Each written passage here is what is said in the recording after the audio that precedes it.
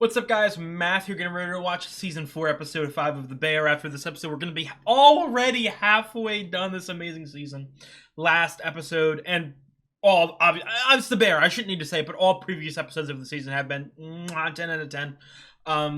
Last episode just might have won Ayo Edeberry an Emmy, because she's so fucking fantastic. Obviously, she's talking about this contract thing with Shapiro on the phone at the end. I don't know, is it over? Again, this feels like the exact same thing with fucking Carmi and Claire. Like, I'm not gonna call myself stupid, but I just don't know that the characters in this show are so emotionally complex in such a human way that I don't know how to read them sometimes. And not only that, but the reason I can't read them is because I can't read the situation myself if I was in it.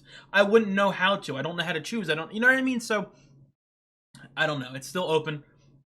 Still a lot of time left. Still a lot of time in the season left, too, so I'm ready to get into it. If you guys liked the video, please drop a like and leave a comment. It really helps me out. I have got the full-length reactions up on Patreon. By now, I'm obviously already completely finished Season 4 of The Bear over on Patreon. Check it out if you're interested. $10 a month. Link is in the description. And finally, most importantly, if you enjoy my content, you enjoy my reactions to The Bear, I would really appreciate it if you subscribed. Again, it really helps me out. Let's get into Episode 5. You have to water the plants, I tell him. Stick with that gum. You have to water this plant, absolutely this plant. It's an alocasia, it belonged to our dead mother. Did she not, or she, did they? I don't know.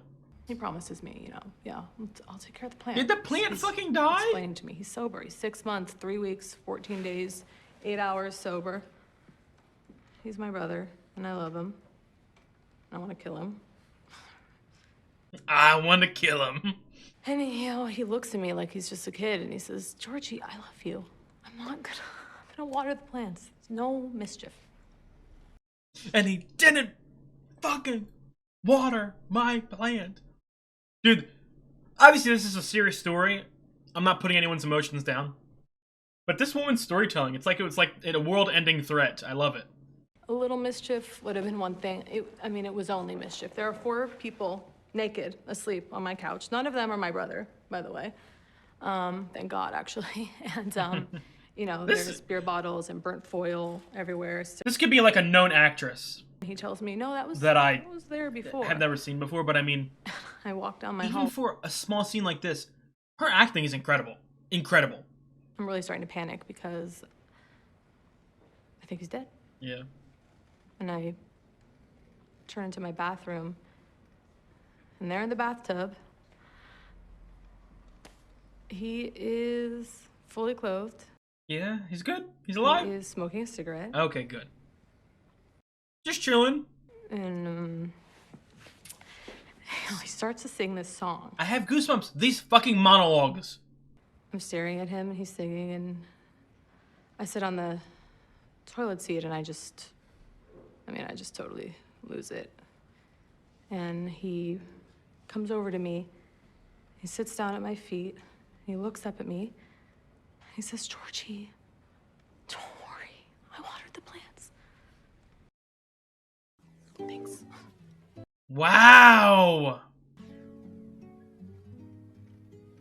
What a scene! And obviously a microcosm of you know what I mean? Very relatable to our story here, but I didn't want to talk too much over her because that, again, I want to repeat, what a phenomenal monologue. What an incredible actress. I need to know her name. Like you know what I mean? I have goosebumps still from it. No other show. That's a little... only the top tier S tier shows could just randomly open up an episode with a brand new character having a fucking 3 or 4 minute monologue of the most incredible story and be that hard-hitting emotionally. Like, look at how creative. I've never seen a show that has those montagey, flashback, old pictures, blueprint. I've never seen that before. Again, and I think this is what all excellent shows showcase.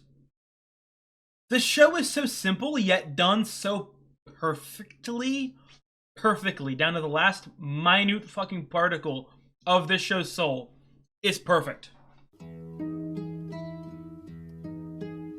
He feels like it feels like he's on a journey of self-discovery, you know what I mean? Or like not even self-discovery, self-acceptance. Drew's waking up. Friends have said to lie. Everyone wakes up at the exact same time. We all have the exact same travel time. Come on now, what kind of shitty show is this? Will I slowly slip away? Damn. God damn. That's a huge factor in everything too as well. How is she not getting paid more? Well, she's not signing this fucking contract. I'd assume signing the contract gets her more money. Will you try this and be honest? Of course I'll be honest. La Passion! I won't. Damn, she's cooking up fancy at home. As you should, but not this time.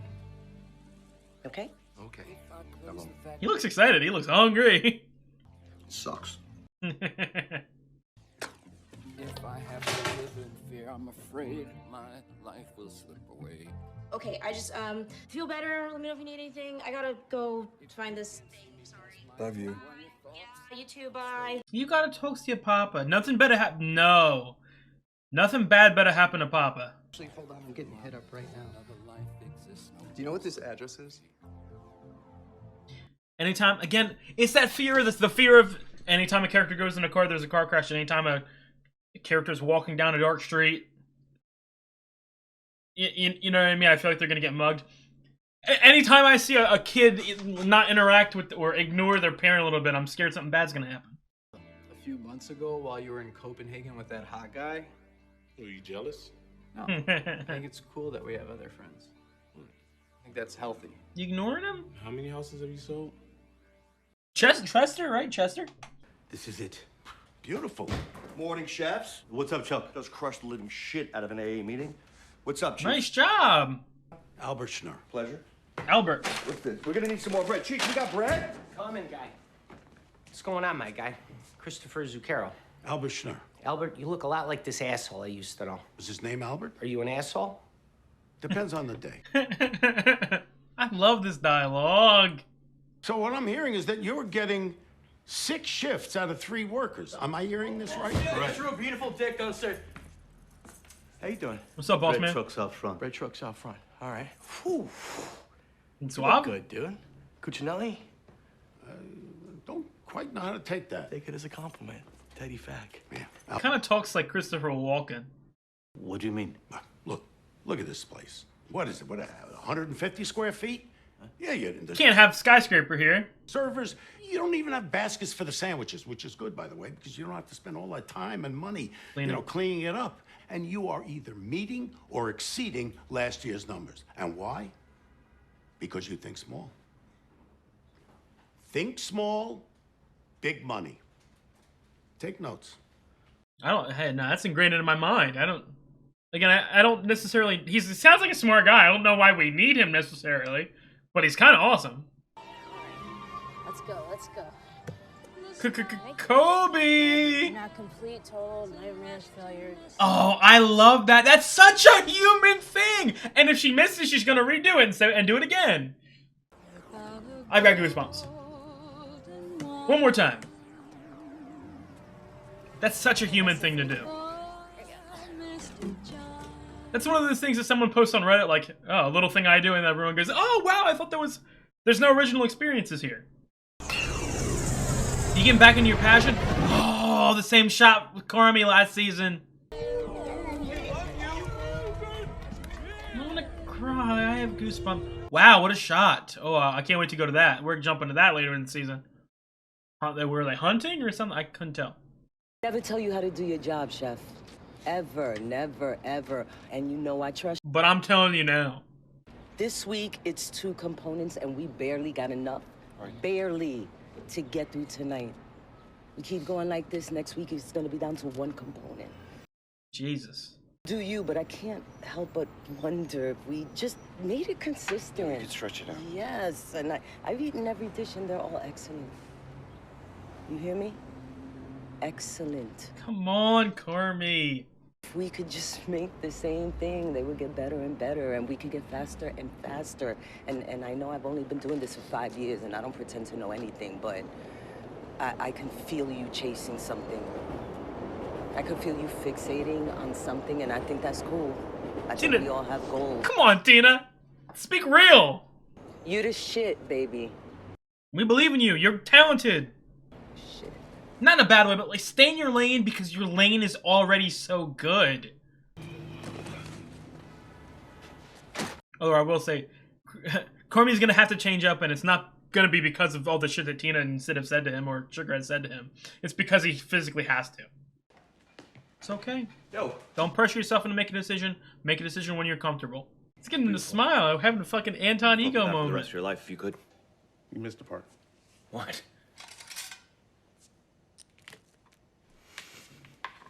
I didn't want to say anything. I was like, I thought the whole thing was edible in the first place. That from? Ledger domain. Dude, this is what I mean. I'm getting teary-eyed, goosebumps, emotional over a stupid little fucking dessert scene. That's why the bear is untouchable. Yeah, I got you some firepower. What kind? Come on up. Mustache. Mustache. Oh! They say he's gonna get some help. Yo, chef, hit that. Yep. Yeah. I shouldn't love this much. This.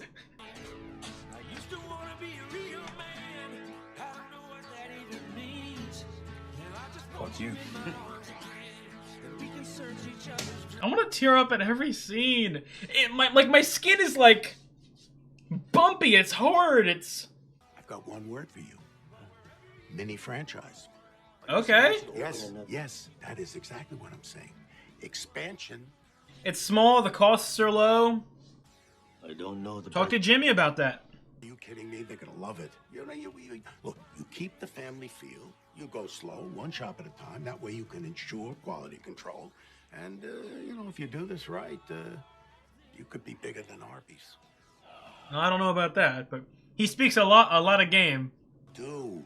And you know, when you hit it big, you know, maybe you'll think about old Albert here and cut him in for a little piece of the pie. In this case, beef.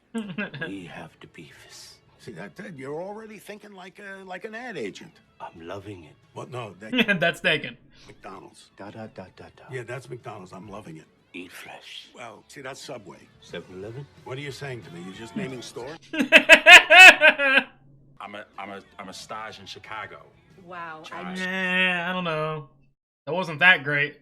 Oh, the one where we ferment the fish. Well, thanks so much. This has been a pleasure. Hot closet. We'll put you in the freezer with Carm. Hey, Hey, morning, chef. morning. I wanted to talk to you about a Sorry, I was. All right, just Okay, yeah. pause. You go. Sorry. No, these are repeats. Yes. These are like repeats. What are these? Feeling alive, are you? I don't look it. You look like you're about to stand on that chair and let out a blood-curdling fuck. Yeah. Maybe if I stand on a chair and yell, I can inspire people. Inspire people to what? People love you, dude. You're just stuck in a rut. You walked in and that place was fucking rocking. All right, it was alive, and you were part of it, and it was a fucking vibe. Like same thing with the Sid shit. Same thing with the Cormier shit. It was simple. It was complex, but it was simple. You knew what to expect. Oh God. A little harder. Nah. Nothing. What is this? It's a set menu. It's the greatest hits from the last couple months. So we have 6 dishes plus Marcus's desserts. Okay, and. Was she just getting used to it? I won't. Am I supposed to believe you? You changed your mind. You changed the menu. I'm not changing it this time. To challenge myself, and that wasn't fair. All right, it was selfish. It didn't make anything better. I'm like it's I'm rooting for him so much, but I can't help but be also in Sid's position a little bit because that's just how it is. But I have faith in him now. My daughter wanted this like really expensive teddy bear, so I told her no. Okay. Someone else bought it for her? Stepdad. Ooh, that's a crime. Right? Mm-hmm. It's a felony. Yeah, it's illegal in many states. That is against the moral code of stepfather. Nice. Oof, that sucks. Got Luca now. Now with Marcus, so if we get in the shit, We move him. Right. Yep. And then 3 more dishes, and we are. You're home. Right. Fill him in. Still stuck on the lamb? Forever, it seems. Yeah. What's that pin? Checker flag. You race? Start the race? Dad's. Detroit IndyCar, 1992. Damn, I was gonna say, the race isn't like running, or what are we talking about here? Also, I want to make sure this is a two-way street, you know? I know you've wanted to talk to me, and I want to give you the space to do that. Okay, yeah. Well, kind of two things. Okay. Oh? The first is that I lost my cleaver. And Oh. it's just very annoying. No, Sid, come on, talk about the real shit. Maybe, yeah. I don't know. We'll get you a cleaver. Yeah, no, for sure. Okay. Chef Carmen's your cousin? No. Oh, but Natalie is. Also no. Got it. Writing that down. Okay, we redrafted a couple of terms, and I think this is gonna be really good. I need you to read them. For everybody, but there was one thing I wanted to explain to you, and No, don't you fucking. Oh. Never mind. I didn't mean to say that, Sugar. I'm so fucking sorry, baby. Don't know who you are. I'm Luca. Natalie. I thought Richie wasn't gonna hire anyone else. no, he's on a stage. Stash. Wonderful. She's little. She's little. Uh-oh, the facts are gonna say some stupid shit. That's Marcus. I think we're best friends now. Are you gonna smile? Are you gonna smile at Marcus?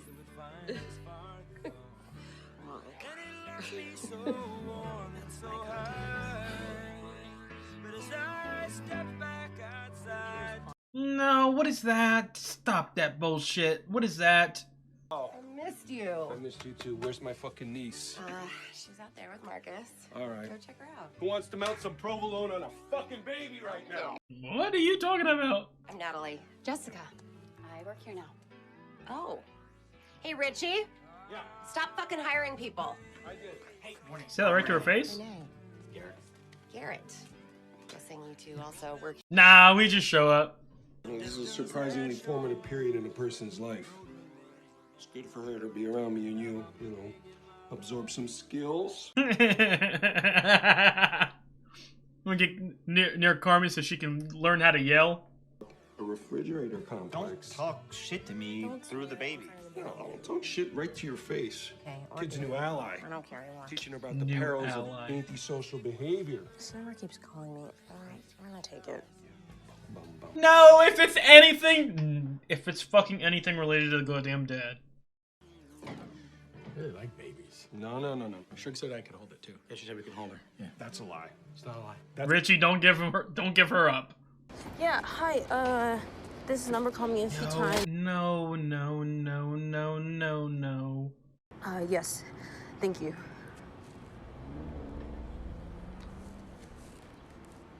Better not be fucking dead. Better not be fucking dead. Sid, hey, I'm sorry we didn't get to finish. We're never gonna have this fucking conversation. My, What? that was, my dad had a heart attack. Oh my God.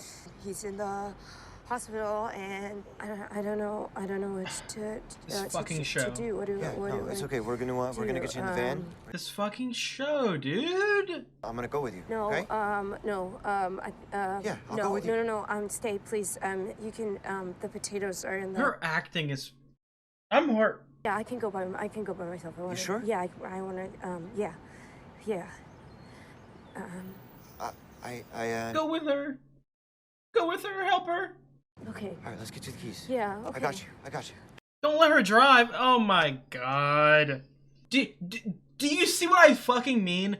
I've been telling you these again. This experience with you guys, again, I'm binging this. I'm binging this season the night of.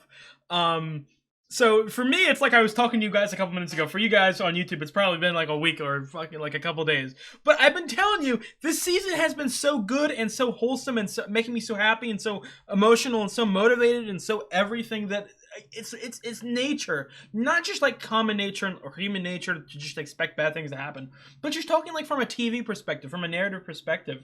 Anytime there's a lot of good, I feel like there's gonna be bad.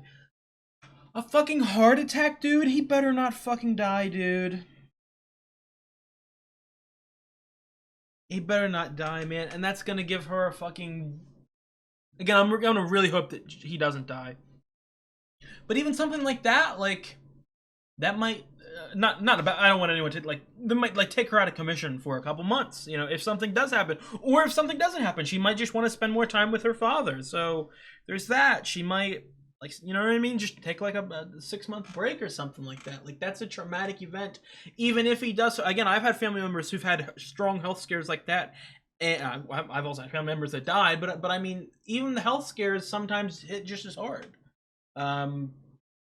Because you realize you almost just lost something. And it's almost like you overcompensate.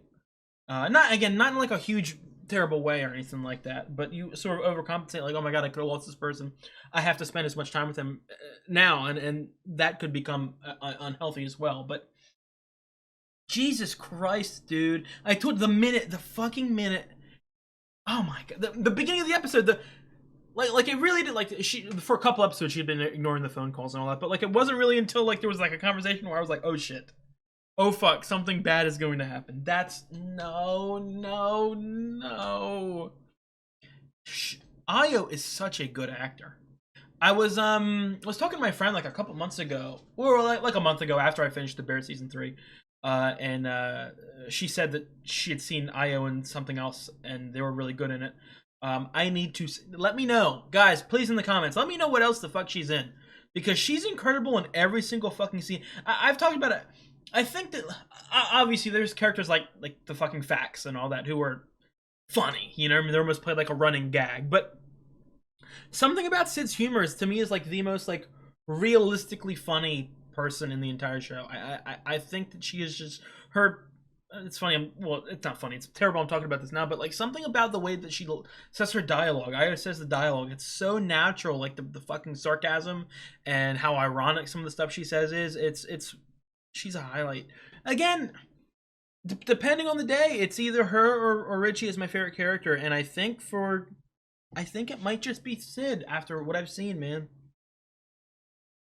Oh, that's heartbreaking. And we're never gonna get this fucking... Again, not a bad... I don't want anyone to think this is a bad way. And I know that people... For instance, in season... I know that there was people who had problems with season 3. And again, I think narratively, it's not the strongest season. Obviously, cinematically, it's one of the greatest seasons of TV I've ever seen. But narratively, just like the review thing, like it introduces the review like early into season 3. Then it sort of weighs over our shoulders, and then there's a cliffhanger at the end of the season about what the review actually said, and then we don't learn what the review said until season 4. Like that's like a little bit of like stretching it out, but like I think it's okay to stretch out a couple storylines, but when I don't know, when it comes to some of this, you know, other stuff, you know, whether it be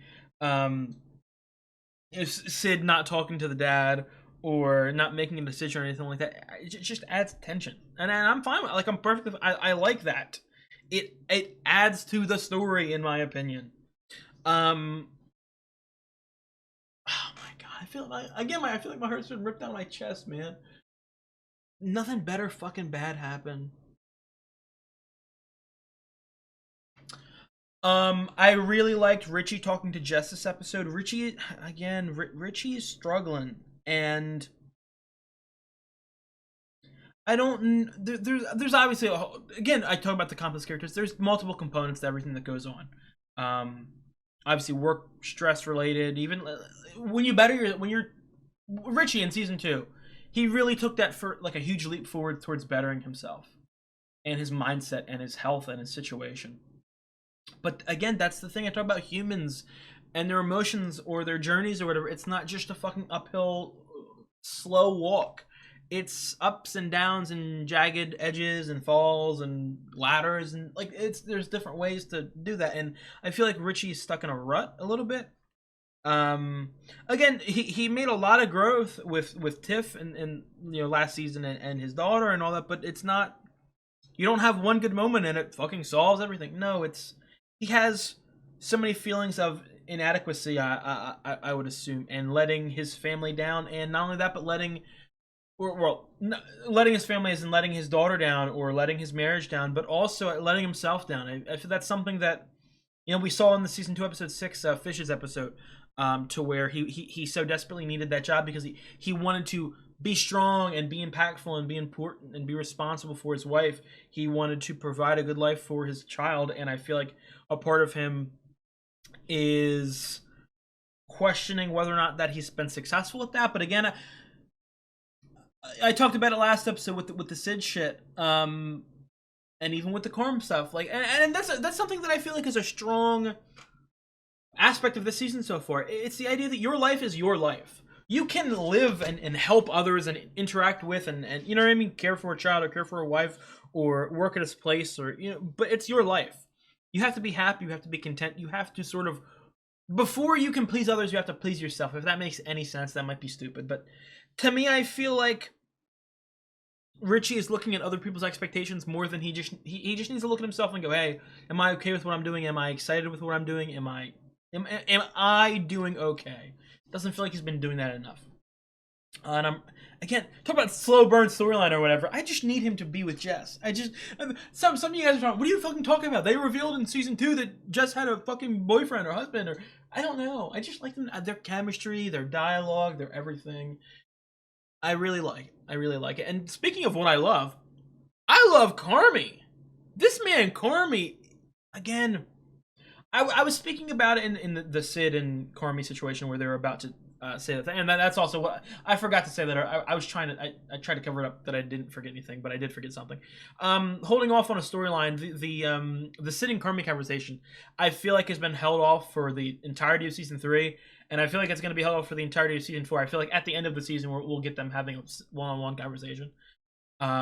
Again, not in a bad way, as in like, oh, they're stretching it out, just more of like a, damn, they're really keeping me on edge. I don't have a positive or negative about it, but they are keeping me on edge very long. So, but again, going to Carmy, I'm since the beginning of the season, I've been proud and impressed, and his growth seems like growth. It seems like he's pushing. He didn't put one step forward and fall back down. He's climbing up the mountaintop. And all that being said, and again, I feel like maybe I'm talking in circles. I don't want to say talking in circles. I'm gonna more say I'm just paralleling it with a lot of stuff. But it's what I've been saying these last couple, episodes. Just because someone's apologetic doesn't mean you have to, you know what I mean, let go or accept them or forgive them. No, life is life. Some things are too much that you can't handle. Same with Sid. It's the exact same thing. Carmy and the bear have sadly been abusive. They've been wishy-washy. They have been untrustworthy so many times. So when you finally see them start to grow, or you see them change, or you see them be nice, or you see them accept you, or you see them respect you more, or you see them sort of spray the Febreze over the situation, or even do a deep clean. You can even see them do a deep clean. As Sid said, that what fucking energetic musk or something like that, like there's always a little bit left. Not that you have to like hold it against them as in like you have to hold it over their head, like I know you're not going to change, but you just subconsciously you have to be wary of it. You know what I mean? She's seen Carm promise her so many things so many times that you cannot blame her for being a little skeptical. But I did really like the scene where she literally picked up the paper, like put the glasses on. Does that say the same items multiple days? I love that. I absolutely love that. And with the Tina aspect too. I love Tina as a character, and I haven't talked that much about Tina this season. You guys know how much I love her. Again, probably the quickest turnaround from you're really pissing me off to I absolutely would fucking die for you character in TV history for me, because she was a real asshole to Sid early on and then immediately went, I understand it. I understand why she's like that, and I accept that, and let's move on. Let's be best friends. But sorry, my camera died. I really like the idea that Tina is the one to sort of not open his eyes, because maybe open his eyes. I don't know the exact wordage I should use. But just Tina is someone who's very straightforward. Her words are very unadulterated. And that's fun. Not like she's an asshole or anything like that. She's just she's a little more blunt. She's blunt, but also she again, Sid and Richie could really tell that something was wrong with the menus, because they, you know what I mean? Tina's someone who struggles with it and sort of keeps it down a little bit, or is like, okay, I'm ready for the challenge. I'll do whatever Carm tells me. But she has those moments of like, okay, look, this is serious, and someone needs to talk to Carm. Because again, and I repeat, Tina is someone who I feel like goes with the flow in a lot of aspects. She wants to challenge herself. She wants to do all that. So when something's really going like, something is wrong here, Carm immediately understands that, okay, this is a serious thing. Again, I'm not saying that it's the same thing. I feel like I've said that like 20 times already this season, but like, just because, like, you can say that Carm made a mistake not listening to Richie, or not listening to Sid, or not listening to Sugar the entire time with the menu change. Me saying I'm thankful that he's growing and is taking some of Tina's advice. That's not saying me like, oh, he's perfectly fine for all the shit he did in the past. No, he fucked up. He was rude. He was but it feels like he's growing. He understands he was in the wrong, and he's actively trying to change that. And that's why I have been really liking him this season so far. So. This season is cooking, man. I'm officially halfway down the season. It's so frustrating I'm so excited. I'm so happy that I've been watching because the season has been incredible so far. But also a part of me is like, no, please don't end. Please don't end. It's so good. But what are you going to do?